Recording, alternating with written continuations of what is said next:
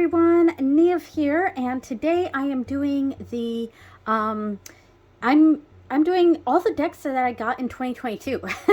So I wrote down a list of them, and here they are. So it turned out there was 26 decks that I got. Now I don't know. I'm pretty sure these are all of these.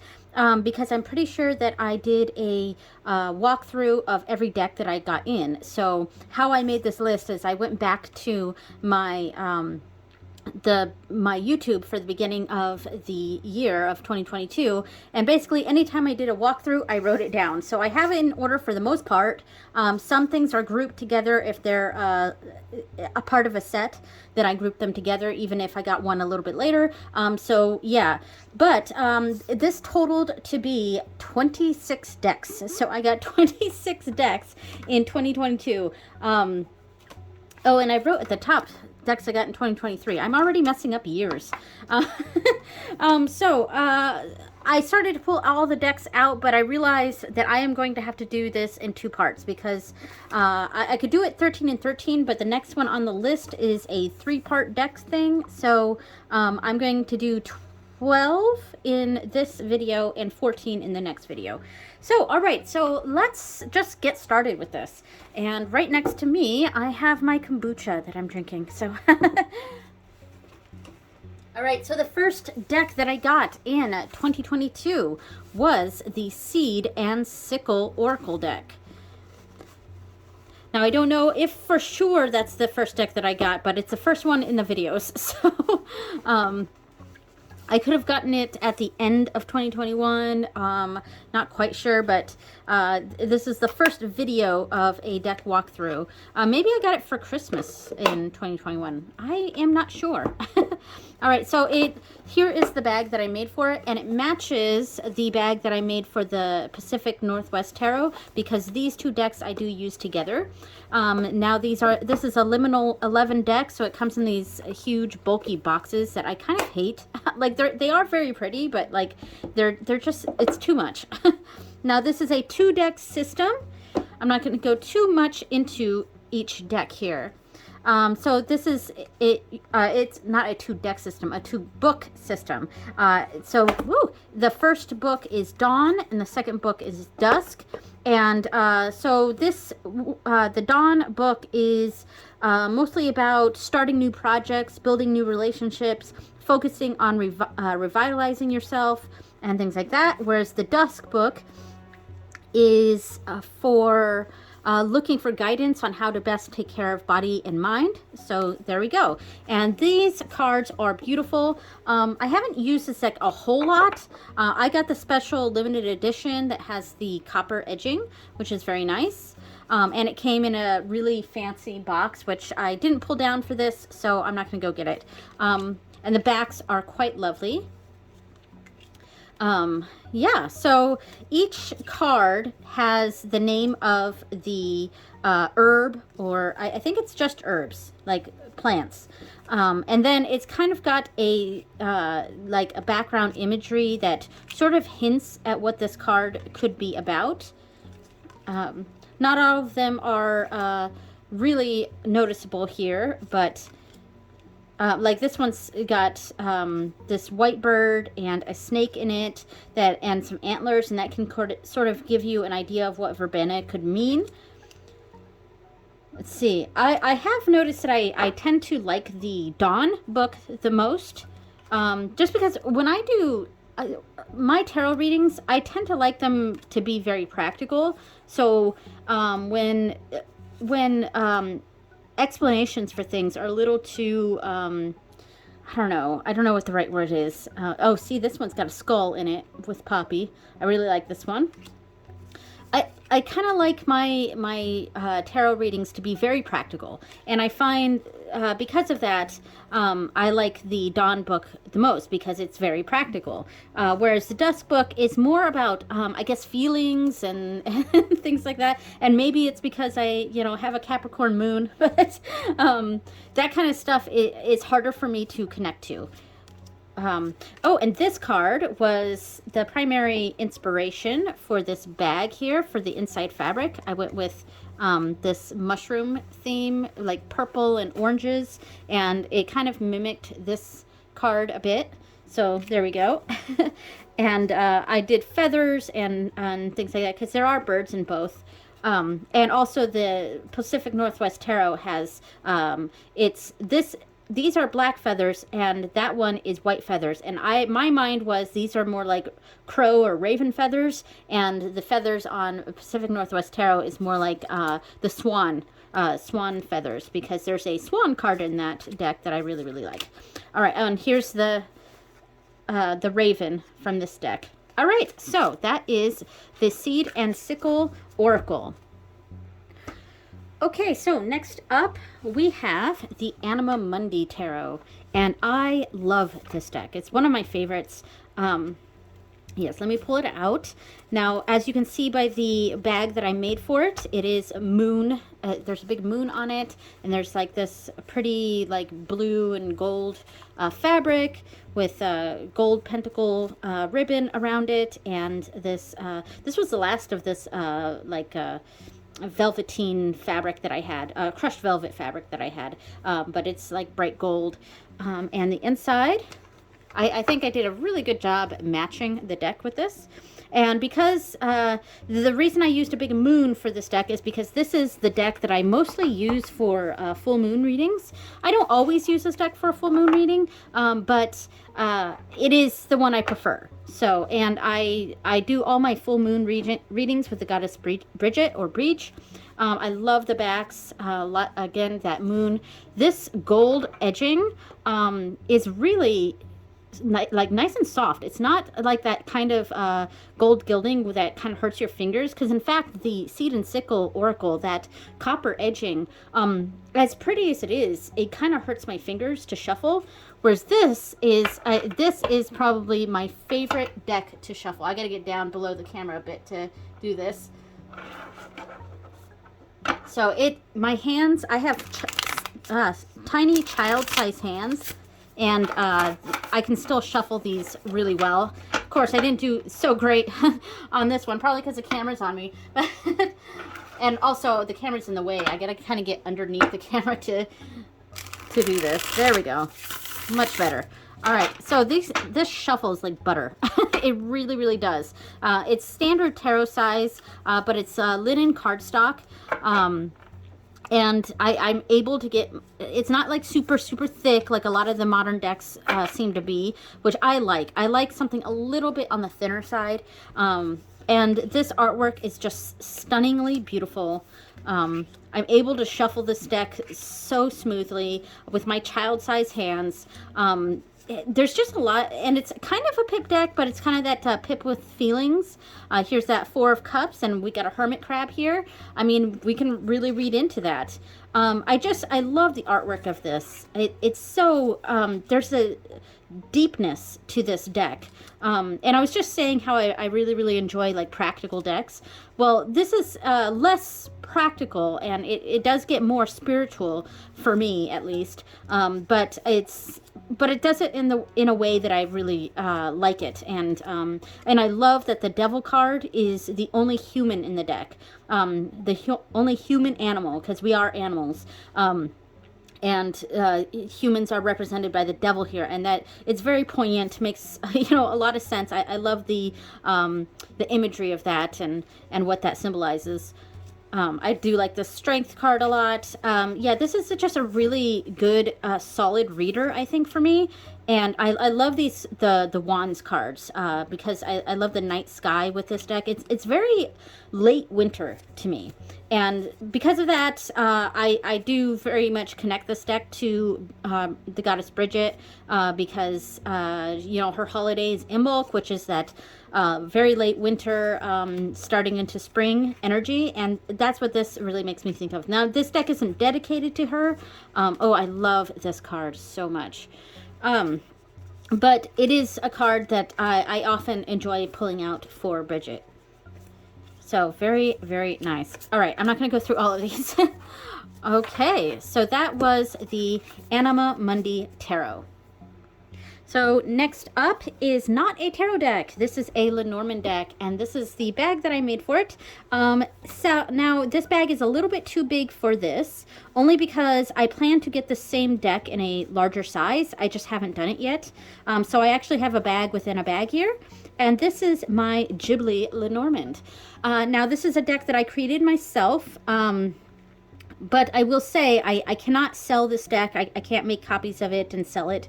This is a, I don't own the Studio Ghibli IP, so yeah. And I have my extra cards here, and I have my card meanings on this. But this was super, super fun to make. Now for the man and woman cards, I have several different options.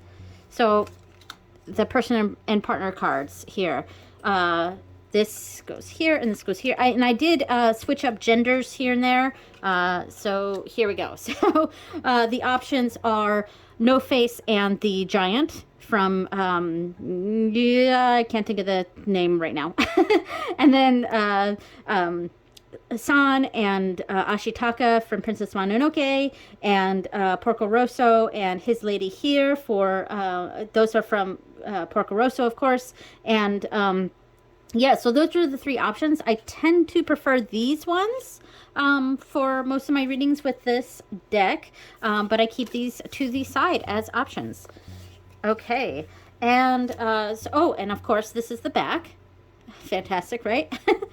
So yeah, I really this is a fun deck, and this is the small size. It's a two and a half square size here.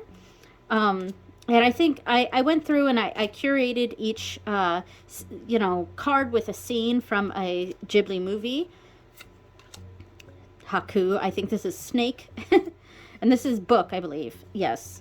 Oh, and Grave of the Fireflies for the coffin. How sad is that? And I believe this one's Mice, I think. Or no, Stars. Stars. This is Stars. And this is Scythe. I love this. I think this is Child. This is Mice. This is Mice. Yeah, and this is Ring. I think. No, Sun. This is the Sun. This is the closest thing I could get to the Sun, which was Calcifer. So I thought that fit. This is not Rider. This is Anchor. This is the closest image I could find for Anchor. This is Nausicaa. This is perfect for Crossroads. Birds. Clover, I like that one. Garden, Fish, this is Key, Cross, I like this one for Cross. I believe this one was, oh gosh, I don't remember off the top of my head. Right, this is Rider, of course, Kiki, and this is Bouquet. Yeah, so, I mean, I'm not going to go through, this is Heart, Tower, Ring. This is Ring. So yeah, really, really nice. I like this. This one was Fox, and this is Mountain. All right. So that is my Studio Ghibli Lenormand deck. Okay, next up is the Jonasa Jaus. Now, I normally have this in a bag, but the bag that I made for this, which is really lovely, turned out to be way too big for, because I think I made the bag before the deck came in, which was kind of dumb. But and the deck itself is actually on the small side. Let me see if I can open this up.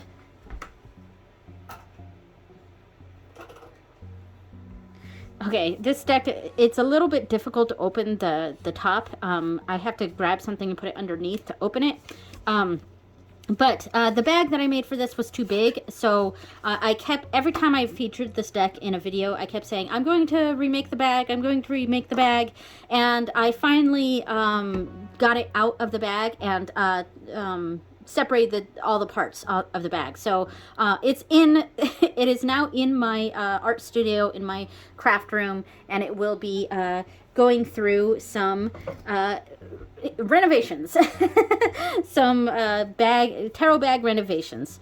So yeah, so this is a really nice deck. Like, I was very surprised with it. Like, I loved the images, seeing it, and I believe this is 5th edition. Yes, 5th edition.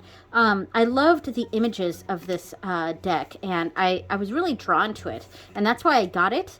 Now, I didn't know that these images are based on a Marseille understanding of tarot. And that is something I am completely new at, and I don't know anything about, really.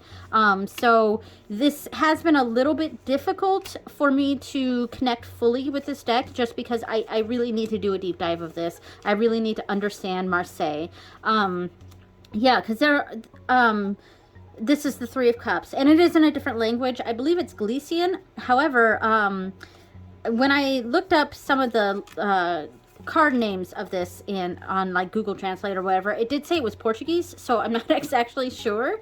So it's either Galician or Portuguese, but yeah, so it did come with, you could buy a little PDF of a Marseille understanding of this deck. And I did print that out, and I put it in this this green thing here, and I thought green matched the deck really well. And there are like some shades of purple and stuff. So there's this a PDF that will kind of go over each card. So I will definitely be using this as sort of my guide when I do a deep dive of this deck. I also plan to get some other Marseille books to really help me understand Marseille. I don't know, it's kind of a long-term project on when I will do the my Marseille deep dive and Jonasa Jaus deep dive. Because there's so many other things I'm doing right now. The main thing I'm doing this year is, really focusing on learning Japanese. So that's where a lot of my focus is going to be. I'm still very much doing a lot of tarot. It's just, as far as deep dives go with tarot, I don't know if I want to do a big project like this this year. So my Marseille deep dive may be a next year thing. I don't know. We'll see. So... all right, so that is the Jonasa Jaus Tarot. Next up was a Kickstarter deck, and this was the Untamed Mystery Tarot. So this was I just got this deck I just got this deck really only because it was just a pretty deck. This was not a deck that I was expecting to get a lot of depth out of or anything like that. I got it, I backed it and couldn't wait to get it in, and I was excited to get it in really because it's just a beautiful deck. I figured this was going to be one of my decks that I would have, that I would just have as a collector's sort of thing, and it has mostly been like that. Here's the edging. It's a really nice matte edging. I can't remember because it came in several different colorways, so I'm not completely sure which colorway I got. I can't remember. If I remember, I'll put it up on the screen. So yeah, this is a beautiful, beautiful deck, and it's every card has sparkles and shinies and pretties. It's just really lovely.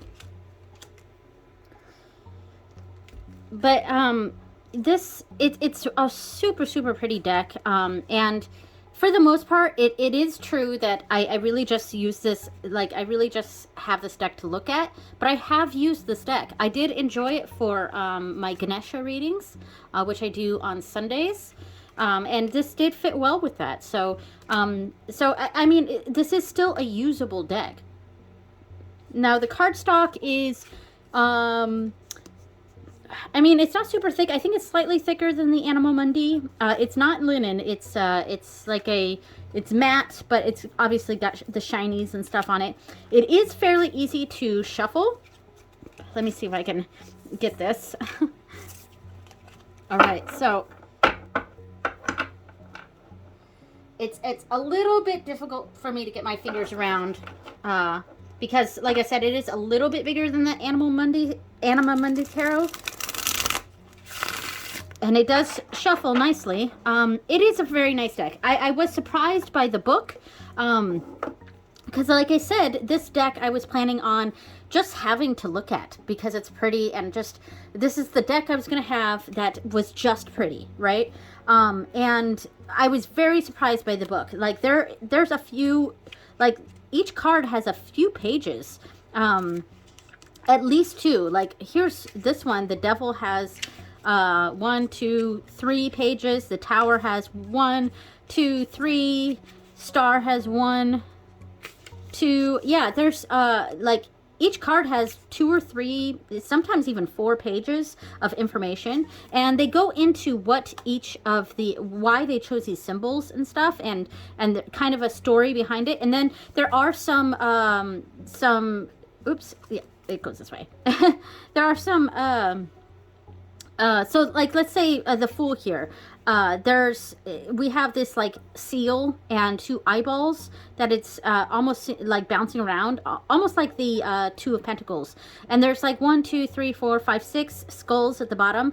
So there was from this deck, there was a little reading you could do that involved like the 6 skulls. Let's see. So do a reading based on the design of this card. Pull cards for every skull to see which fears are holding you back, and then pull a card for every eye to see how others perceive you in this situation. Most importantly, pull a card for the seal to get an idea of where it wants to go. So I thought that was a really cool idea, that each card is almost like a spread itself. So it was, my point is that this deck was a lot more in depth than I was expecting. I really was just expecting a deck that was just pretty, honestly. Not much more to it than that. All right, so that was the Untamed Mystery Tarot. Okay, so the next one is actually 2 of them, and that is the Little Cosma and Little Prisma. This is the Tarot and Oracle set, though they are both tarots. But the Prisma Oracle can also be used as an Oracle. But it's an Oracle deck, but it has it set up like a tarot. So yeah. So these are the matching bags that I made for it. I used the same inside fabric for both. And I believe this is I don't have any more of this inside fabric, because I also used this fabric for another deck. So there we go. And I think I used it for the Guardian of the Night Tarot. So there we go. So those are the bags. And these are the ones in the tins. So this is the Little Cosma and Little Prisma. Really, really cute. I mean, look at these adorable decks. I love them. All right. So, and I think I did a really good job color-wise for the bags. What do you think? This design here, I was trying to mimic in this design here for the Little Prisma. And I went with a lotus for this, because there are some cards that have lotuses. I was trying to find an eye embroidery that I liked, but none of them really fit with this. So these are the designs I chose. All right, so let's do the Cosma Visions first. All right, so the tins for these are really, really nice. I really like these a lot. They're nice and deep to fit the entire deck, and it's padded, but like it's against the tin itself, which is better than a later deck I'm going to be going through, and it's nice and padded down below. Sorry about the dog, by the way. She likes to run through and bark at the neighbors or bark at people going by. So this deck has a silver edging, silver gilding, and this is a straight tarot deck. So it's like 5 of Pentacles, 4 of Pentacles, Swords, etc. The Sun. There's no special names on these, I don't believe. There might be 1 or 2, but in general, it follows the RWS system, and there we go. Now, these cards are panoramic, so all the Pentacles, when you lay them out in order, like I have 3, 4, 5 right here, so I'm not going to pull out all of them, but you see how they connect in a panoramic vision like this. And this is very nice. And this deck also does the same thing, I believe. But the only criticism I have of that is that you're very rarely going to lay out all of the cards in a panoramic view like that. So it's almost a little pointless to have it like that. Whereas I will say another deck that I got this year, which will be in the next video, that one is a panoramic thing, but they made it so that any card next to any other card is going to connect, which I think is a little smarter. Just because it makes more sense with how most people use tarot. But who knows? There might be some people out there who use these two decks in the panoramic way that it's intended. Yeah, so this is a gorgeous, gorgeous deck. I love the artwork on this. James R. Eads' artwork is amazing. And I like his name because I have family. I think my great-grandmother's maiden name is Eads, and so it makes me wonder if we're somehow related, probably distantly, if at all. But yeah, so this is a gorgeous, gorgeous deck. I really like it. I have not used this deck very much. I have used the Prisma Visions Oracle. Now it's set up the same sort of way. I also have, they each came with an quick information sheet that just has keywords. I'll set those to the side here. And same sort of box creation here. Lovely. I love things that go together. I really, really do. Now this deck is a bit different. The edging here is, I like this edging more than the silver. It's like kind of that holographic, but it's like black holographic. So really, really nice. So yeah, so all the majors are renamed, and then the court cards are kind of a suit on their own, because I believe this is a court card, and I don't remember what this is connected to. If I pull, this is a shapeshifter. Let me pull out this. The information sheet does put them in the suit that they belong in. Let's see, shapeshifter. Let's see, shapeshifter is over here. Okay, so this is a fire, so it's wands, and so the wanderer, the shapeshifter. So this would go to the knight of wands, I believe. So if you want to use this like a tarot, you're going to have to remember, kind of memorize what each of those are. Or you could use it how the deck is intended, which is as an oracle deck. So it's like we have birds instead of swords, and embers instead of wands. Can't remember what the, yeah, embers. Anyway, and these are the major arcana cards. And these are all completely renamed as well. But yeah, you could use it like a tarot, but you'll have to kind of understand what each thing is. Like the protector, trying to figure out which one that one is. Yes, elementalist, the mender. Now this deck is meant to be used as kind of a past lives sort of card, and because of that, I actually quite like using this deck for ancestor work. My primary ancestor deck is the Relative Tarot, but this week I've been using the Prisma Visions for those readings, for my ancestor readings. And this, it starts with death. Like the first card, instead of, I think instead of the Fool, it's death. One is a crow. Let me grab the paper real quick. Let's see. So yeah, 0 is death. So it starts with death because it starts after life, if that makes sense. Like death is the beginning. So that's why it starts with death and it ends with life on earth.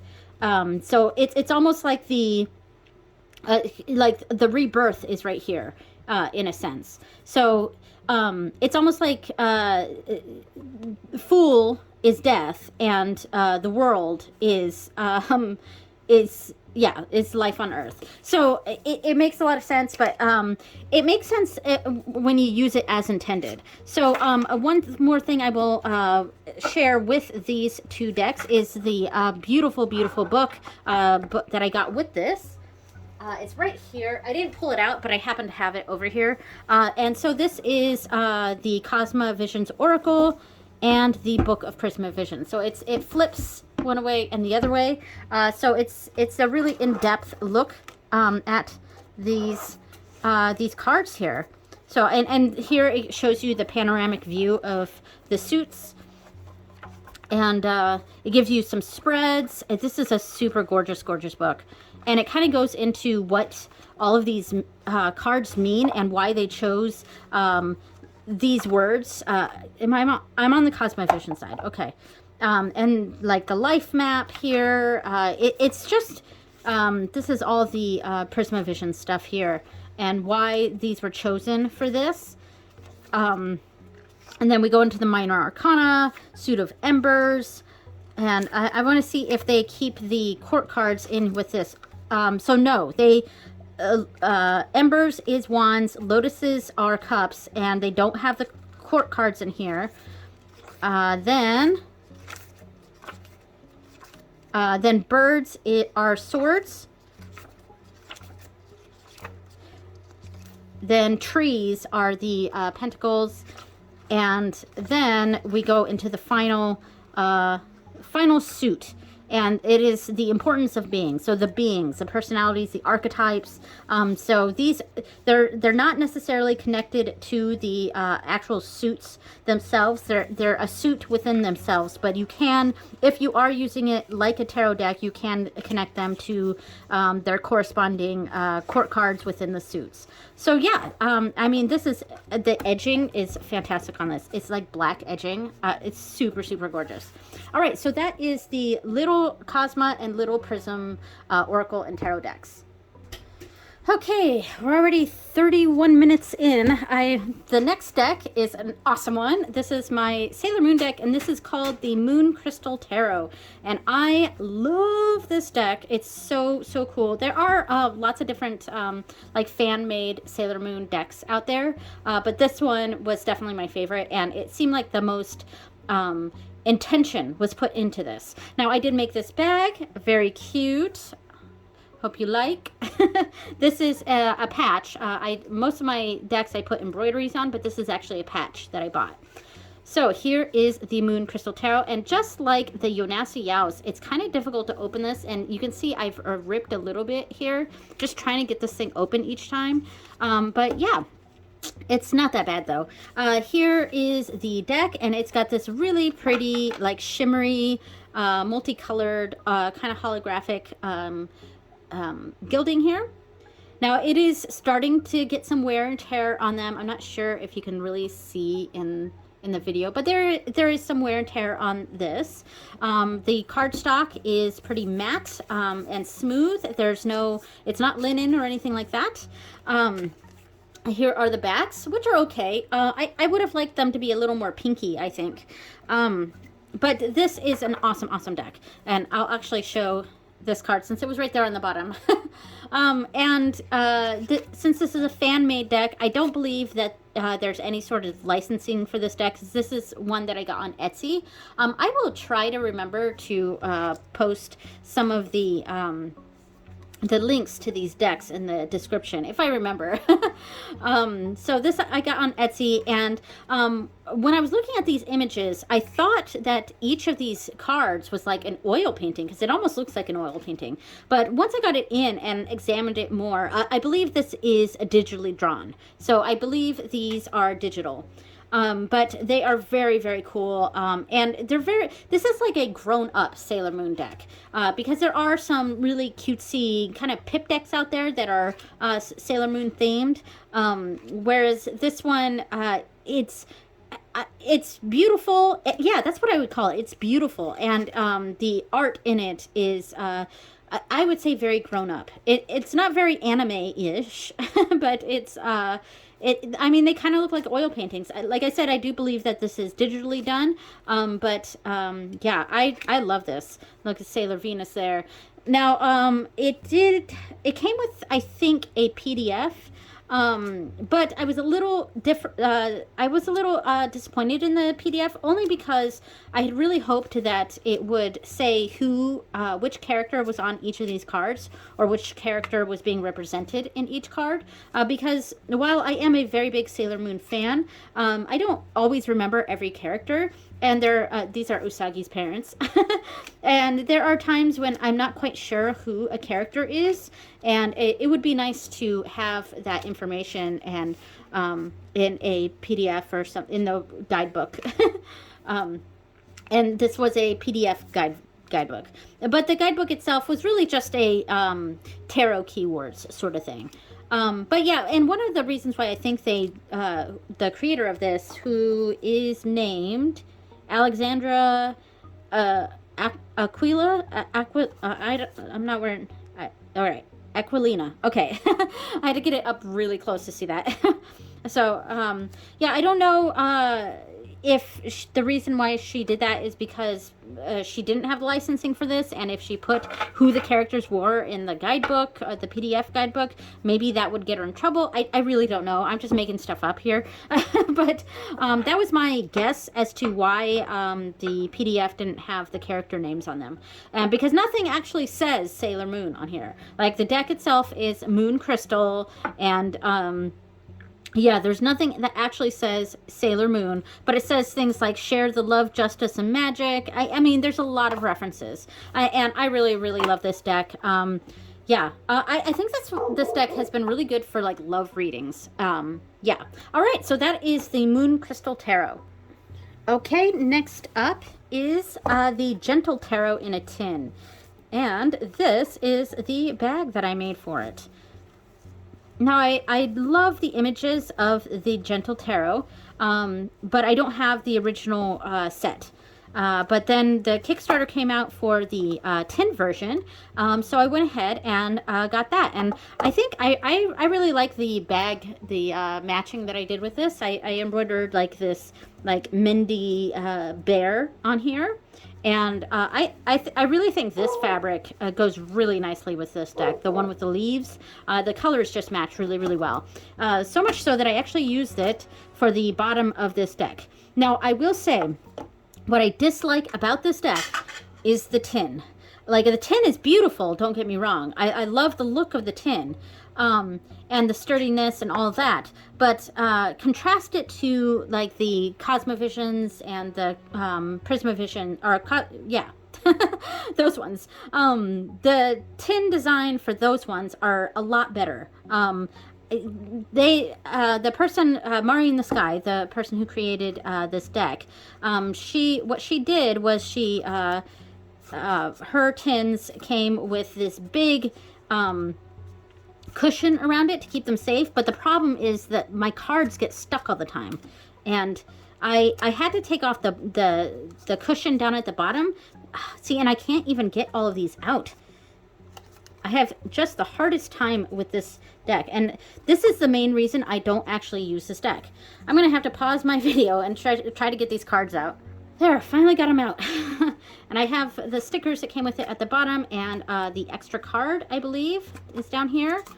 And then I glued the fabric down at the bottom because I had to pull up the cushion down at the bottom because it was making it so the cards were like sitting like right here at the top. And so every time I would open this, I was taking a few cards with it, and I was just really worried that the cards were going to get chipped or bend or something. So I took out the cushion at the bottom, but it left a sticky residue down at the bottom, so I used that same fabric here on the inside down at the bottom and just glued it down basically. Now, because the side cushions don't go all the way to the bottom, see the gapping here? Because of that, all these cards get stuck underneath. And now that problem still happened when the cushion was there. There was still a gapping, and so the bottom cushion was just all problematic. I feel like this tin could have been brought in to this cushion here, brought in about 1/4 of an inch, and this really lined the sides with a really, really thin cushion, and if it covered all of the insides, I think that, just like the Cosma Visions ones, that would have been the way to go with this. But because of this, I almost never pull this deck out, and it's because of the tin. It's so difficult. But here are the edging for the deck. Now, these are really cute and really, really pretty. I do think, because I love the images on this deck, and it really, you know, this deck makes me think of a very respectful look at the native culture and native land of North America, and because of that, I wanted to use this deck for connecting to the land. But it's done in a way that it's not like appropriative. And Mari in the Sky is an indigenous creator, so yeah. But I feel like there's just so much love and intention put into this deck, and the images are very immersive. I feel like I can immerse myself in here, and when I look at these, I feel like I'm honoring the land that I live on. I'm honoring the land that I was born on, and the land that my ancestors you know, colonized, you know, my colonizer ancestors. And I feel like I'm kind of shedding some of that when I look at this card and really connect to and honor this land. And so that's why I got this deck. And I haven't really had the opportunity to really delve into that. So that might be another reason why I haven't really done much with this deck yet. Here's one of the bears. I use the bears as the inspiration for the bag. But this is a gorgeous deck, and I feel like I want to get the linen version of this deck instead of having the tin version. I don't know. I feel like I would use it a lot more. Here's a beautiful Arctic fox. Love it. But the artwork in this deck is absolutely amazing. Yeah, so that is the Gentle Tarot in a Tin by Mari in the Sky. Okay, that took forever to put away. That's dang deck. I have to put just a few cards in at a time to get them in that tin. Ugh. All right, so the next one up is the Wonder World Tarot, and I love this deck. Yes, so this is the Alice in Wonderland Tarot by Push Kitty, and it is called the Wonder World Tarot. This is the bag that I made for it. I didn't put an embroidery on it because I really liked this fabric to be by itself. I got nice Alice in Wonderland themed ribbon, the ribbon around here, and the inside is like card suits. So in rainbow colors. So I really like this, and I have extra of this fabric, and I'm going to use some of this fabric for the bag that I'm going to make for the cards that go to that tea set that I got, the Alice in Wonderland tea set. All right, so here is the box for it, and it's my favorite kind of box that opens all the way like this. I love that. The deck itself is, I believe it's the rose petal finish, but you know, everyone always says the rose petal finish is difficult to shuffle, and I don't know if this is a different type of it, or if I happen to find rose petal finish easy to shuffle. I don't know, but I find this incredibly easy to shuffle. And I will do that right here. The cardstock itself is not super thick, so I'm able, whoop, I didn't shuffle that correctly. So I'm able to yeah, I'm able to shuffle it very easily. I can't do it with the camera like right in the way right here. That's why I'm trying to get underneath. But the size of the cards are pretty standard size. This is the first edition of this deck, so it's got this backing. They just came out with a second edition that had a different style backing. I do like this, though the prototype deck had a more purple background that I liked a little bit more than this. So I've been looking for a Alice in Wonderland themed tarot deck for quite some time, and I've said this before in videos, but I think the world of Alice just lends itself very seamlessly to the pagan, witch, occult communities. There's just something magical about the Alice in Wonderland world, and it's just enough whimsy and kind of, you know, it's very fairy-like to me. Because there's a lot of mischievousness in the world, and creatures and beings that you think you can trust at first, but are not very trustworthy. You know, and that makes me think of the world of the Fae. You know, the good people. And so I think that's what draws me to the Alice imagery.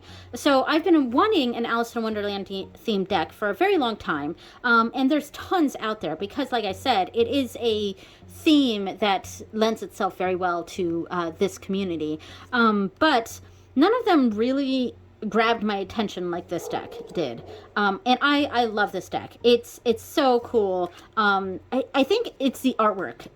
It is very childlike, but there's a seriousness to it. It makes me think of a lot of the shows that my younger daughters watch, especially my middle daughter.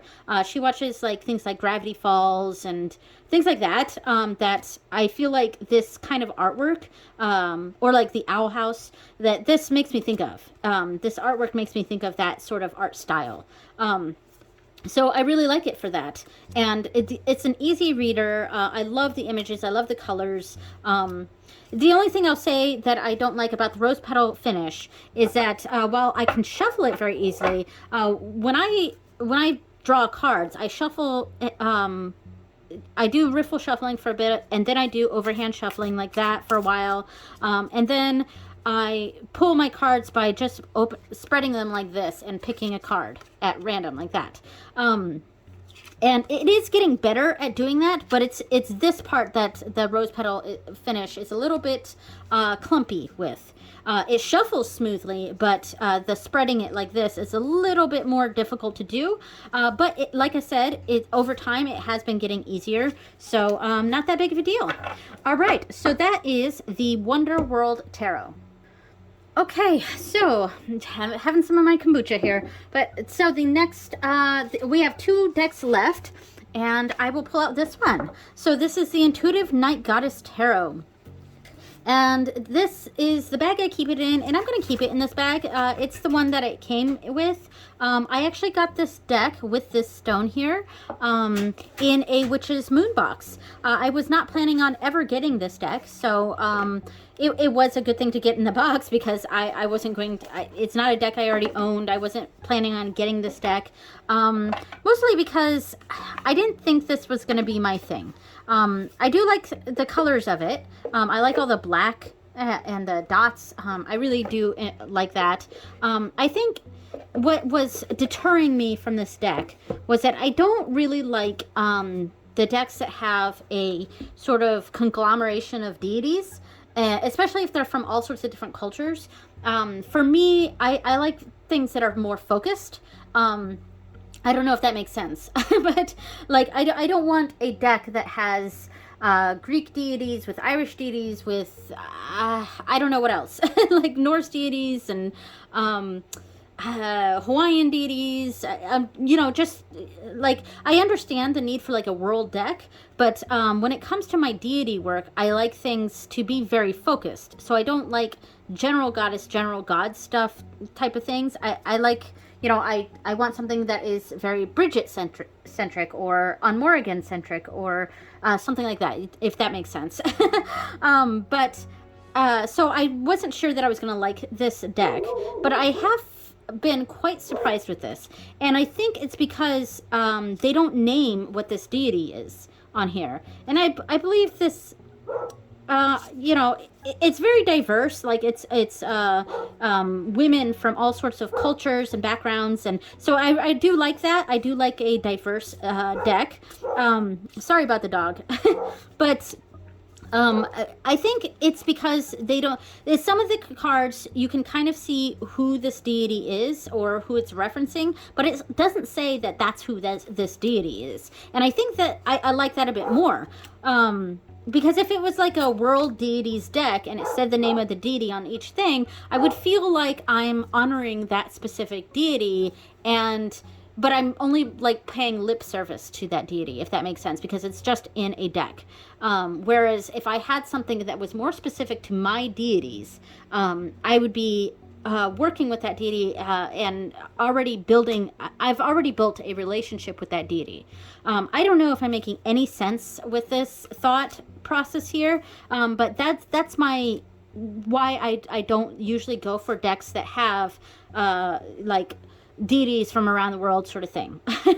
But because this doesn't actually name the deities, I find it a lot easier to connect with this because I'm not seeing this as a specific deity. I'm just seeing it as an archetype. And I believe in my deities. They aren't just archetypes to me. Whereas these women seem, this just feels very much like a feminist deck, like a feminine deck. And I do like some of the pip cards too, even though they are pips.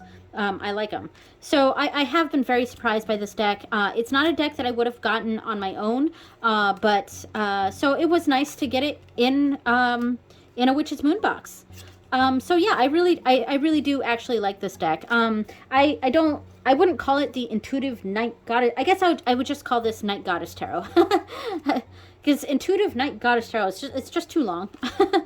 And see, I mean, this obviously is a Norse goddess here, but you don't have to see it as that particular goddess because it doesn't have her name on it, and that name isn't even in the books. And that's what I like about this deck. I like that it's not naming the deities, so you don't have to see it as a deity.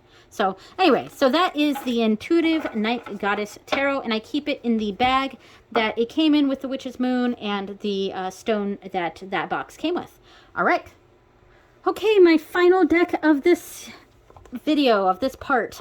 There will be a part 2 with the rest of my decks, but here we go. So this is the Barkana Tarot, and this is the bag that I made for it.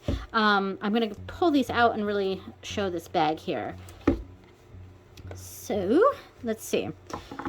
So I made this to kind of match my Wise Dog Tarot, which is not, I'm not going to bring that out and show it, but it has a similar fabric on here. It's just different colors. Yeah, and I went with like these purples and blues to really match the cards and the back of the cards too. So yeah, so that's why I chose the dark blue color and the purples to match with it. Now the embroidery itself, this was a line of dogs going that way, and I believe this dog was actually the one that was in the center, and this one was over here. But I went into my design program and switched the design, made this dog over here and this dog in the center, and the reason is because this dog looks like my dog. So I believe this is technically a beagle, but my dog is a Harrier hound, and Harriers look like big beagles. So when it's difficult to find something with my dog's breed on it. So a lot of times I will just find the thing that has a beagle on it because it looks like her. I mean, and you can't quite tell the size of the dog. She's much, my dog is quite large. She's like 70 to 75 pounds, something like that. So she's a big dog. But she looks like a beagle. When we're out in public, people are like, "Oh my God, that's a huge beagle?" And it's like, well, she's not a beagle. But anyway, so I love the bag that I made for it, and it's got the paw prints purple fabric there, and I think I did a good job matching it. So this is a limited run deck. I believe that the last few of this deck are available for purchase from their site, and once all those are gone, this deck will never be made again. So it's super exclusive. And it is a very, very cute deck. And I love that it's got a collar with the name of the card on there. It's very, very lovely. And all of these dogs are, I believe, the original backers of this deck, I think.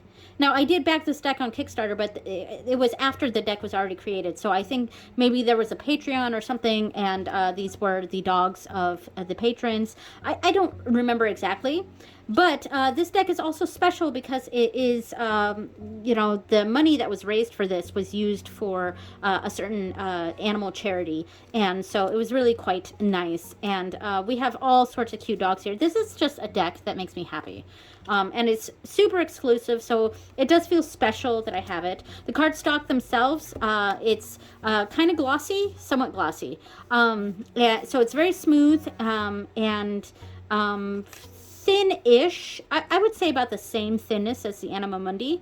And it is fairly easy to shuffle. There's no gilding, which I'm actually pretty happy about. I'm glad there isn't any gilding on this. Yeah, I really like this deck. It's really, really cute. And it's a good reader. It's an RWS clone for the most part. Beautiful animals. I'm going through because I'm trying to find the one that has the beagles in it. I think it's the Six of Cups in this deck. Oh, that's cute. So yeah, I mean, it's an adorable deck. There's not much else to really say about it. It's really colorful, really cute. The devil, isn't that cute? It's like, you know, cute little dog that's pampered.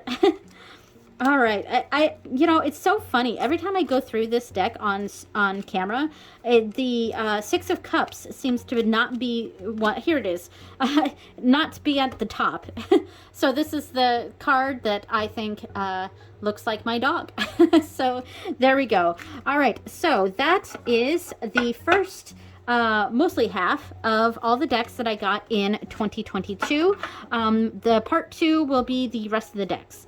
Thank you so much for watching, everyone, and I will see you next time. Bye!